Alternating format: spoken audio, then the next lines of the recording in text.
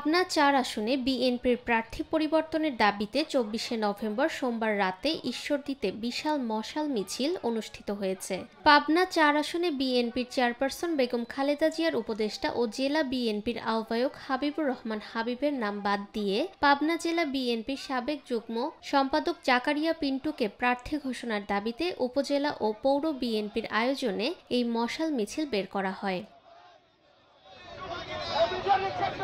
বিএনপির প্রার্থীর নাম ঘোষণার পর জাকারিয়া পিন্টুর অনুসারীরা প্রার্থী পরিবর্তনের দাবিতে আন্দোলন শুরু করেন। ৩রা নভেম্বরের পর থেকেই ঈশ্বরদী ও আটঘরিয়ায় এ দাবিতে বিক্ষোভ মিছিল, সভা সমাবেশ এখনো চলমান রয়েছে।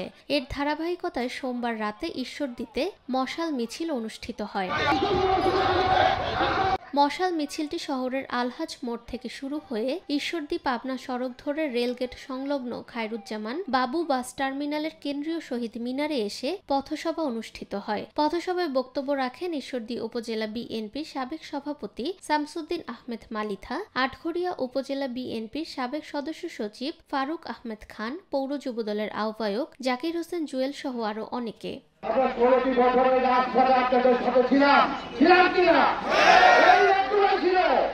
কিন্তু যারা ছিল না তারা আজকে বড় বড় কথা বলছে। বিএনপির প্রার্থী পরিবর্তনের এই দাবিতে টানা বিক্ষোভ কর্মসূচির মধ্য দিয়ে স্থানীয় রাজনীতিতে নতুন উত্তাপ সৃষ্টি হয়েছে। তারা প্রার্থী ঘোষণায় পরিবর্তন চান এবং সেই পরিবর্তন না আসা পর্যন্ত আন্দোলন অব্যাহত রাখবেন বলে জানিয়েছেন। নিরপেক্ষ, সত্য প্রকাশে আপোষহীন।